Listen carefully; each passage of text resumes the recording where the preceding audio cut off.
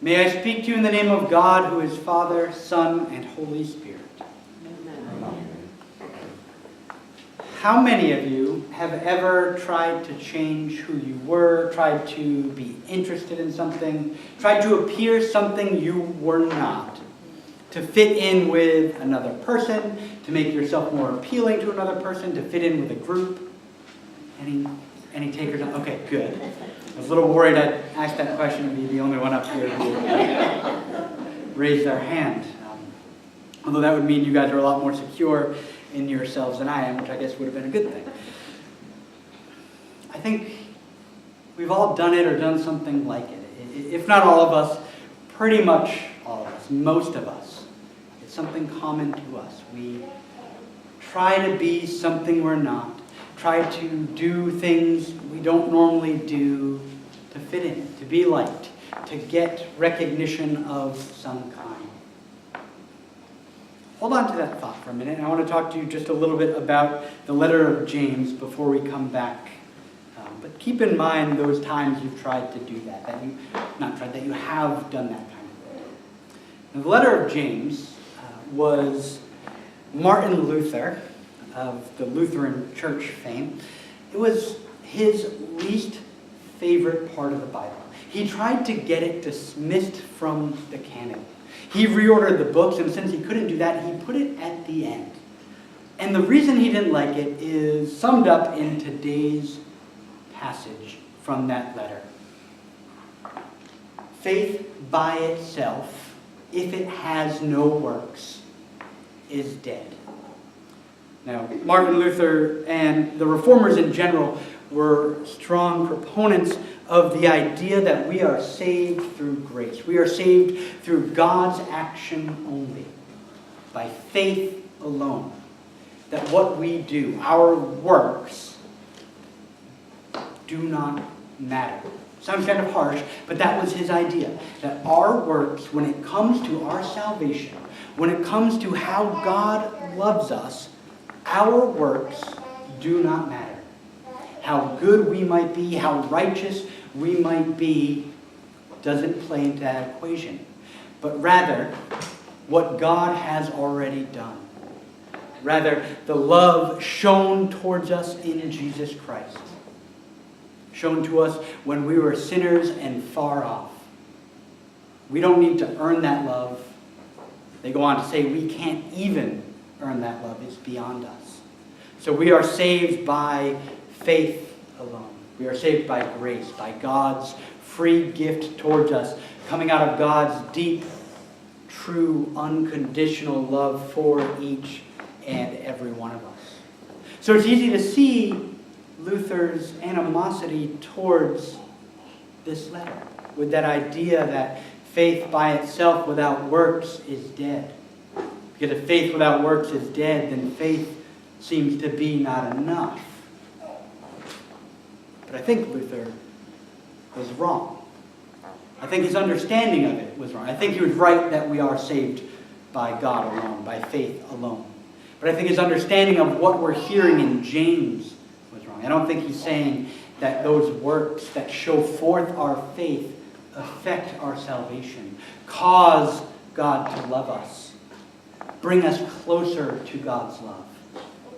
But I think James is saying that if we don't have those works, then that faith truly is not in us. That faith truly is not alive in us. Because if we have been loved like that, if we have known that love and grace, it should show in our lives. If we have known Jesus and his love, we shouldn't be able to hide it. The thing is, we're pretty good at hiding things about who we are, so we can hide it. But when we do that, I think that's where this verse comes in. That's when our faith is dead or dying. Think about these candles back here. If we were to hide them, if we were to put something over them, they would start to die and they would disappear and there would be no more light there. But if we leave them open, that light is spread, that heat and warmth is felt if you're close enough to them.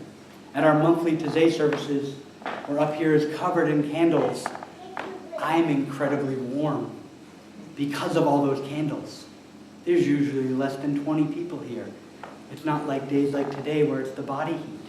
It's the light from those candles, because when they are open and shown to the world, that light and warmth spreads.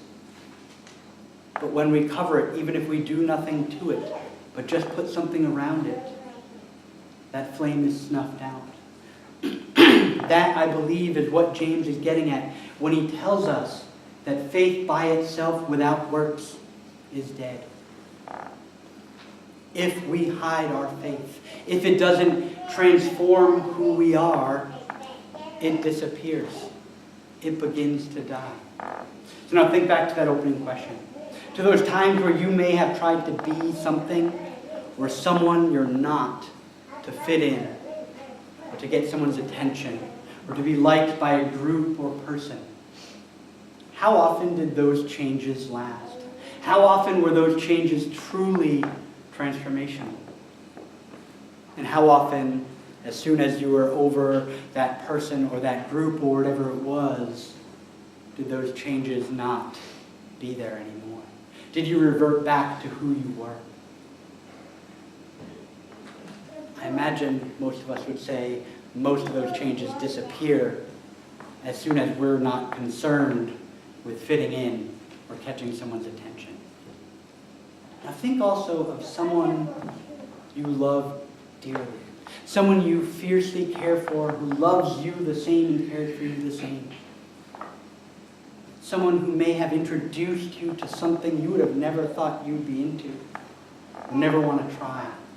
How often have you tried those things, or changed who you were based on those loving relationships? Anyone experience that?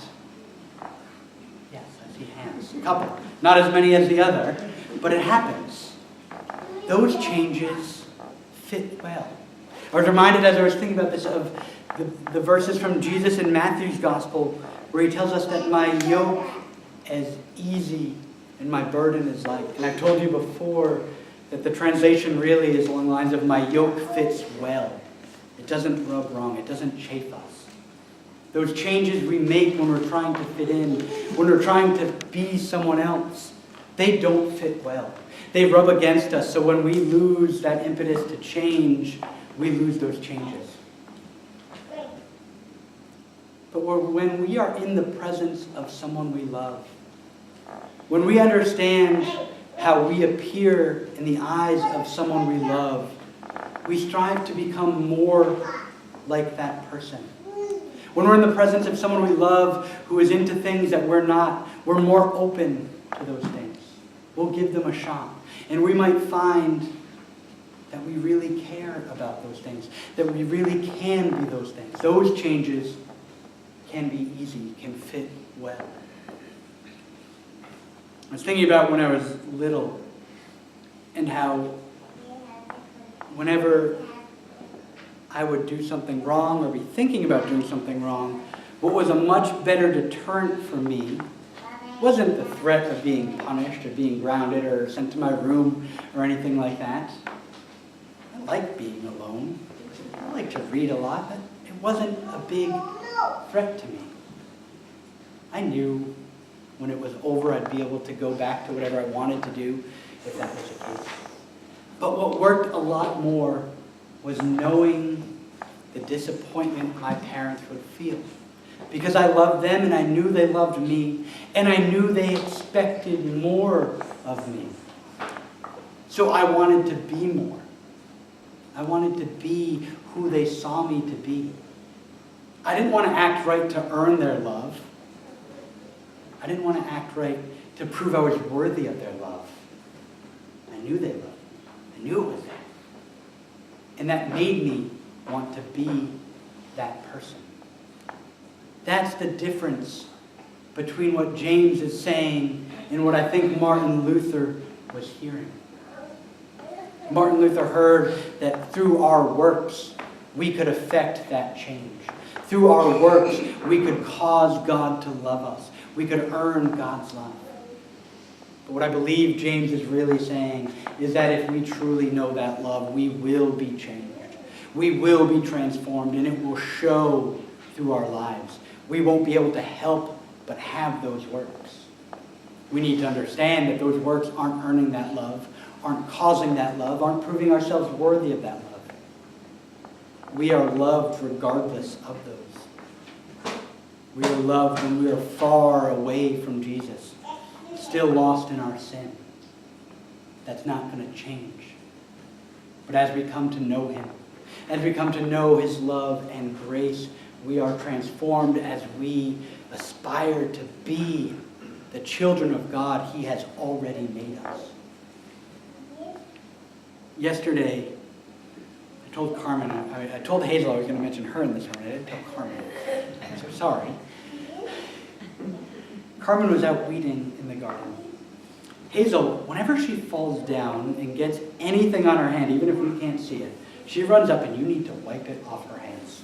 She hates having dirt on her hands. Doesn't mind all sorts of fruit and all that, but stuff outside. She doesn't. It's not the fall that scares her. She just wants it all off her hands. Carmen was out in the garden weeding, and the kids were playing in the yard, and they saw her, and they went out to go out and help her. And they got down in the dirt and started pulling. They have work gloves, so we put their work gloves on. And they started pulling up, but they were still getting dirty. She was still getting dirty. Something that Hazel would never probably want to do. First time she went in there, she'd probably run out to me or Carmen to wipe off her hands or knees or whatever had mulch or soil on it. But she got down in that dirt with Carmen and Jackson and started probably really poorly tearing up those weeds. But she got in there doing it. Not to try to impress Carmen, not to try to earn her love, but because she knows Carmen loves her, because she loves Carmen and wanted to be there with her doing that thing. I know that in a few years that love won't cause her to do chores. But right now it worked. She was there doing something she otherwise wouldn't, trying to becoming someone she otherwise wouldn't because of the love that was already there. Not trying to earn that love. Not trying to prove herself worthy of Carmen's attention or my attention or our love. But because she knew she already was. And she wanted to be with us with what we were doing. That's what these works are. That's what it is to follow Jesus. We don't gather here. We don't try to be better people to prove that we are worthy to God, to earn God's favor, or to earn our own salvation. We gather here because we've felt that already, because we know that love already. And though some of us might be far off, we want to be that better person. We want to be the person that God knows us to be, that Jesus has made us, that child, that beloved child of God.